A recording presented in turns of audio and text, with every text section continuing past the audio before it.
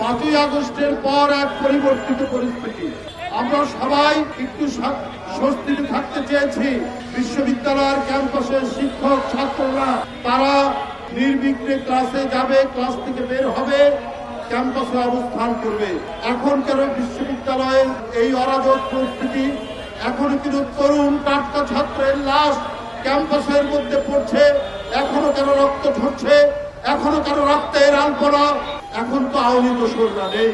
এখন যারা ক্ষমতায় আছেন তাদেরকে সকল বিরোধী দলীয় যারা গণতন্ত্রের জন্য লড়াই করেছেন তারা সমর্থন করেছে। এখন কেন লাশ পড়বে? গত পরশুদিন রাত্রি 12টার সময় ছাত্রদল নেতা সাম্য এফ রহমান হলের ছাত্রদলের একটি সম্পাদকীয় পদে রয়েছে ওই হলে, সাহিত্য প্রকাশনের সম্পাদক। কি কারণ ছিল? কি অন্যায় করেছিল সাম্য? পুলিশ গ্রেপ্তার করেছেন 3 জনকে, 3 জন ভবঘুরে। আমার তো মনে হয় এর মধ্যে রাজনৈতিক কারণ আছে। রাজনৈতিক কারণ না থাকলে এই ধরনের সাম্য, যার চেহারা সুদর্শন, সৌম্য, নাম তার সাম্য, তাকে হত্যা করবে কে? ভবগুরুরা কেন হত্যা করবে? কদিন আগে সে ফেসবুকে একটা পোস্ট দিয়েছে, কারণ শাহবাগে জাতীয় সঙ্গীত বন্ধের জন্য একটা আন্দোলন চলছিল, তার বিরুদ্ধে সে একটা পোস্ট দিয়েছে যে আপনার জাতীয় সঙ্গীতের পক্ষে। এটাই কি কারণ? আমরা দেখেছি ফাঁসিবাদের আমলে পার্শ্ববর্তী দেশের আগ্রাসনের বিরুদ্ধে, পানি আগ্রাসনের বিরুদ্ধে কথা বলতে গিয়ে আবরারকে হত্যা করা হয়। আজকে জাতীয় সঙ্গীত, জাতীয় পতাকা, ৭১-এ আমাদের স্বাধীনতার পক্ষে কথা বললে পরে তার জীবন চলে যায়। অর্থাৎ যারা দেশের পক্ষে, যারা আগ্রাসনের বিরুদ্ধে, যারা দেশের স্বাধীনতার পক্ষে, যারা জাতীয় সঙ্গীতের পক্ষে, যারা জাতীয় পতাকার পক্ষে, তাদের জীবন চলে যায়।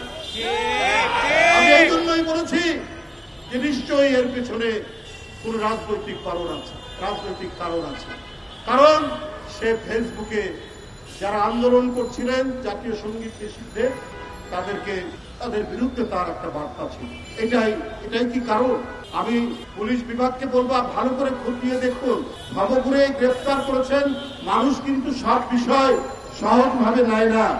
সহজভাবে নিত যদি এই ডিপার্টমেন্টটি সবসময় আপনার সত্য এবং ন্যায় অনুসন্ধান করে যথাযথ ব্যবস্থা নিত, কিন্তু সেইটা তারা নেননি। যেমন আপনার হত্যাকাণ্ডে নেননি, তেমনি আরো ঘটনায় নেননি। আজকে পরিবর্তিত পরিস্থিতি, হাসিনা নেই, দোসররা নেই, রক্তপাত হওয়ার কথা নয়, তারপরেও জানুয়ারি মাসে এই বিশ্ববিদ্যালয়ে তোফাজ্জল নামে একজন যুবক, তাকে হত্যা করা হচ্ছে। কেন? ক্যাম্পাস হবে শান্তি, ক্যাম্পাসে এইখানে থাকবে শান্তির পতাকা, এখানে থাকবে জলপাইয়ের পাতা, এখানে থাকবে সাদা পায়রার ছাপ উঠবে। সেই ক্যাম্পাস যেখানে শিক্ষা বিতরণ, শিক্ষা গ্রহণ, তারুণ্যের ঝলক যারা এই শিক্ষা নেবে, সেইখানে কেন রক্তপাত? সেখানে এই গণতন্ত্র এবং ফ্যাসিবাদের, গণতন্ত্রের বিজয় এবং ফ্যাসিবাদের পতন, হাসিনার মতো নিষ্ঠুর নারী আর রাজ সিংহাসনে নেই, তারপর কেন ক্যাম্পাস হবে হিংসার অধিক্ষেত্র? তাহলে কেন ক্যাম্পাস হবে রক্তপাতের একটি জায়গা?